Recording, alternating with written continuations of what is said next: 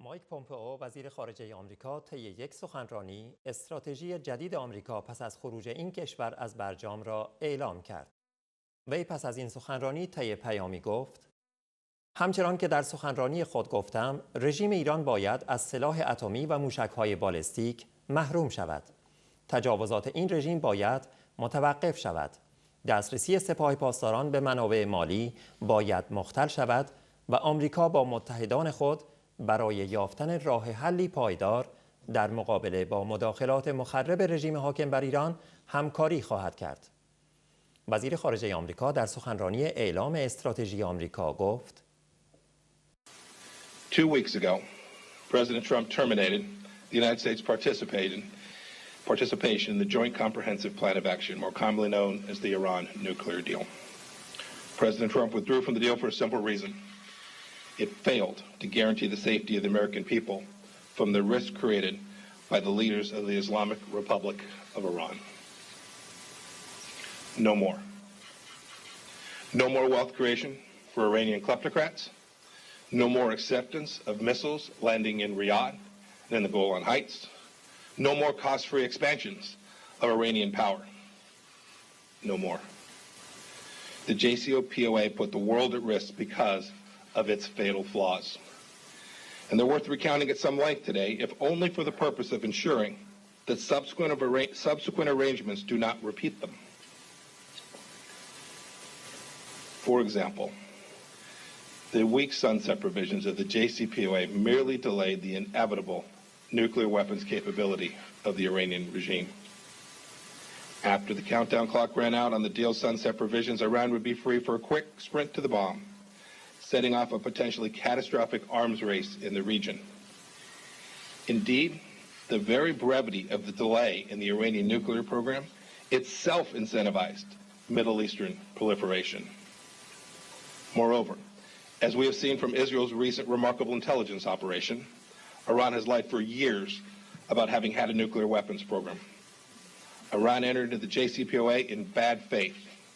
It is worth noting that even today the regime continues to lie.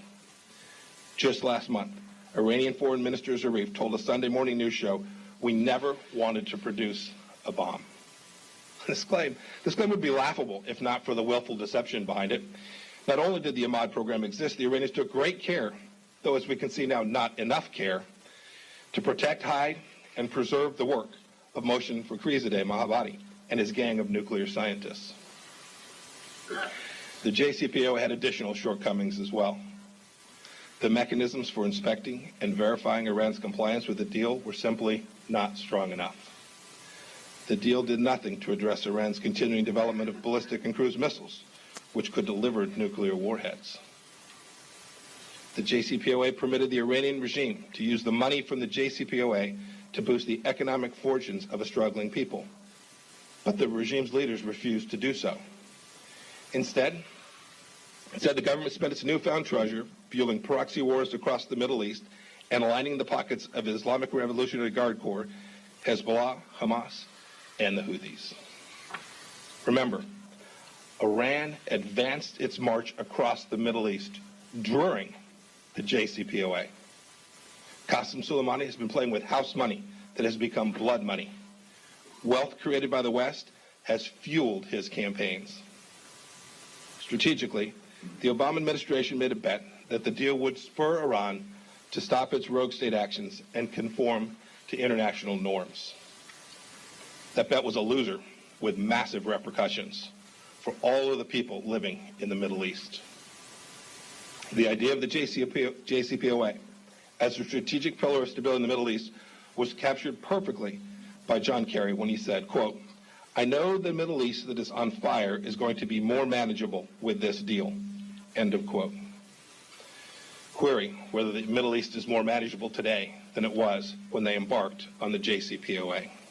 Lebanon is even more comfortable home for Hezbollah today than it was when we embarked on the JCPOA. Hezbollah is now armed to the teeth by Iran and has its sight set on Israel. Thanks to Iran, Hezbollah provides the ground forces for the military expedition in Syria. The IRGC, too, has continued to pump thousands of fighters into Syria to prop up the murderous Assad regime and help make that country 71,000 square miles of kill zone. Iran perpetuates a conflict that has displaced more than 6 million Syrians inside the country, 6 million Syrians, and caused over 5 million to seek refuge outside of its borders. These refugees include foreign fighters who have crossed into Europe and threatened terrorist attacks in those countries. In Iraq, Iran sponsors Shia militia groups and terrorists to infiltrate and undermine the Iraqi security forces and jeopardize Iraq's sovereignty. All of this during the JCPOA. In Yemen, Iran's support for the Houthi militia fuels a conflict that continues to starve the Yemeni people and hold them under the threat of terror.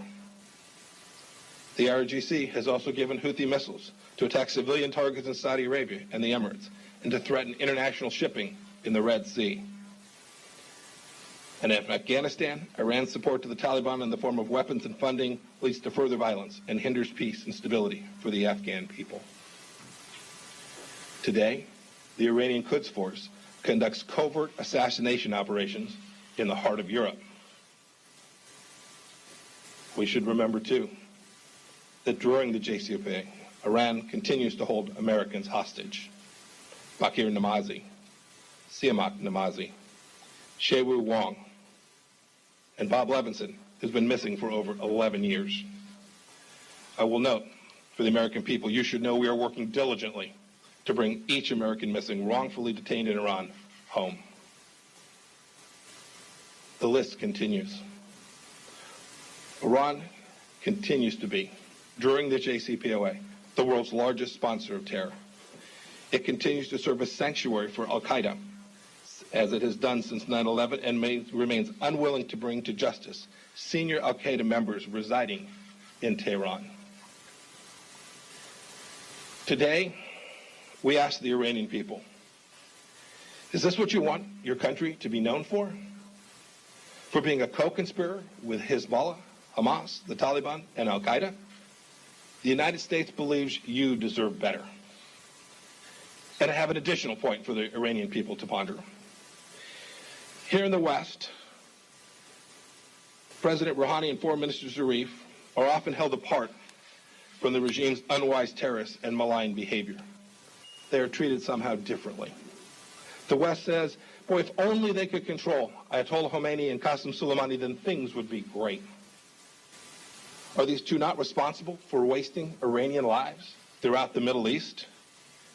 It's worth the Iranian people considering.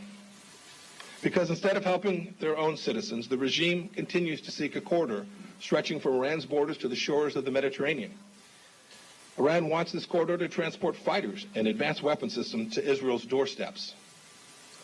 Indeed, in recent months, the IRGC has flown an armed drone into Israeli airspace and launched salvos of rockets into the Golan Heights from Syria. Our steadfast ally has asserted its sovereign right of self-defense in response, a stance the United States will continue to unequivocally support. So the bet that the JCPOA would increase Middle East stability was a bad one for America, for Europe, for the Middle East, and indeed for the entire world. It is clear that the JCPOA has not ended Iran's nuclear ambitions, nor did it deter its quest for a regional hegemony. Iran's leaders saw a deal as the starting gun for the march across the Middle East. So, the path forward. America's commitment to the Iran strategy President Trump laid down in October remains. It will now be executed outside of the JCPOA. We'll continue to work with allies to counter the regime's destabilizing activities in the region, block their financing of terror, and address Iran's proliferation of missiles and other advanced weapon systems that threaten peace and stability. We will also ensure Iran has no path to a nuclear weapon. Not now, not ever. Following our withdrawal from the JCPOA, President Trump has asked me to achieve these goals on Iran. We'll pursue these goals along several lines of effort. First, we will apply unprecedented financial pressure on the Iranian regime. The leaders in Tehran will have no doubt about our seriousness. Thanks to our colleagues at the Department of Treasury, sanctions are going back in full effect and new ones are coming. Last week, we imposed sanctions on the head of Iran's central bank and other entities that were funneling money to the IRGC Quds Force. They were also providing money to Hezbollah and other terrorist organizations. The Iranian regime should know that this is just the beginning. This sting of sanctions will be painful if the regime does not change its course from the unacceptable and unproductive path it has chosen to one that rejoins the League of Nations. These will indeed end up being the strongest sanctions in history when we are complete. The regime has been fighting all over the Middle East for years. After our sanctions come in force, it will be battling to keep its economy alive. Iran will be forced to make a choice. Either fight to keep its economy off life support at home or keep squandering precious wealth on fights abroad. It will not have the resources to do both. Second, I will work closely with the Department of Defense and our regional allies to deter Iranian aggression. We will ensure freedom of navigation on the waters in the region. We will work to prevent and counteract any Iranian malign cyber activity. We will track down Iranian operatives and their Hezbollah proxies operating around the world, and we will crush them. Iran will never again have carte blanche to dominate the Middle East. And I'd remind the leadership in Iran what President Trump said. If they restart their nuclear program, it will mean bigger problems than they'd ever had before. Third, we will also advocate tirelessly for the Iranian people. The regime must improve how it treats its citizens. It must protect the human rights of every Iranian. It must cease wasting Iran's wealth abroad. We ask our international partners to continue to add their voice to ours in condemning Iran's treatment of its own citizens. The protests of the past few months show that the Iranian people are deeply frustrated with their own government's failures. The Iranian economy is struggling as a result of bad Iranian decisions. Workers aren't getting paid. Strikes are a daily occurrence, and the rial is plummeting. Youth unemployment is at a staggering 25%. Government mismanagement of Iran's natural resources has led to severe droughts and other environmental crises as well. Look, these problems are compounded by enormous corruption inside of Iran, and the Iranian people can smell it. The protests last winter showed that many are angry at the regime that keeps for itself what the regime steals from its people. And Iranians, too, are angry at regime elite that commits hundreds of millions of dollars to military operations and terrorist groups abroad, while the Iranian people cry out for a simple life with jobs and opportunity and with liberty. The Iranian regime's response to the protests has only exposed the country's leadership as running scared. Thousands have been jailed arbitrarily, and at least dozens have been killed. As seen from the hijab protests, the brutal men of the regime seem to be particularly terrified by Iranian women who are demanding their rights. As human beings with inherent dignity and inalienable rights, the women of Iran deserve the same freedoms that the men of Iran possess. Look, this is all on top of a well-documented terror and torture that the regime has inflicted for decades on those who dissent from the regime's ideology. The Iranian regime is going to ultimately have to look itself in the mirror. The Iranian people, especially its youth, are increasingly eager for economic, political, and social change.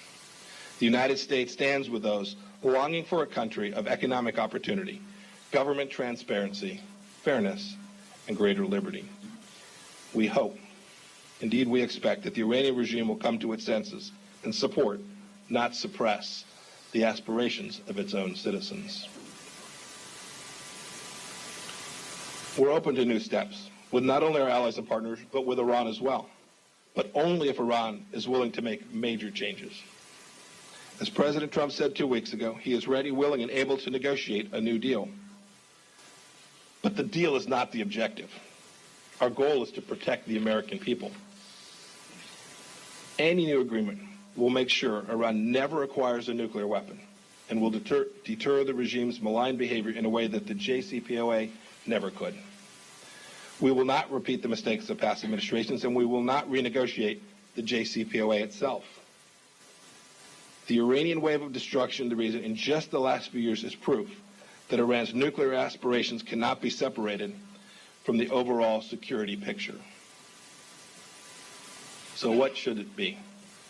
We must be beginning to define what it is that we demand from Iran. First, Iran must declare to the IAEA a full account of the prior military dimensions of its nuclear program and permanently and verifiably abandon such work in perpetuity.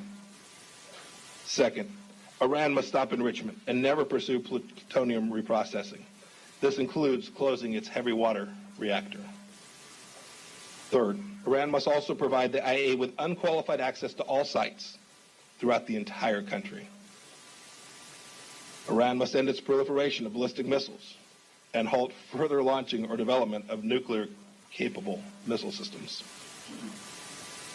Iran must release all U.S. citizens, as well as citizens of our partners and allies, each of them detained on spurious charges. Iran must end support to Middle East terrorist groups, including Lebanese Hezbollah, Hamas, and the Palestinian Islamic Jihad.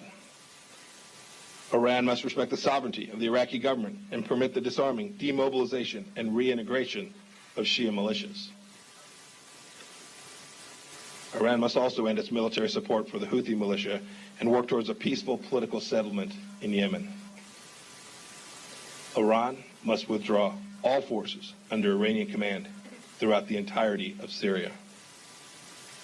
Iran, too, must end support for the Taliban and other terrorists in Afghanistan and the region and cease harboring senior al-Qaeda leaders. Iran, too, must end the IRG Quds Force's support for terrorists and militant partners around the world. And two, Iran must end its threatening behavior against its neighbors, many of whom are U.S. allies.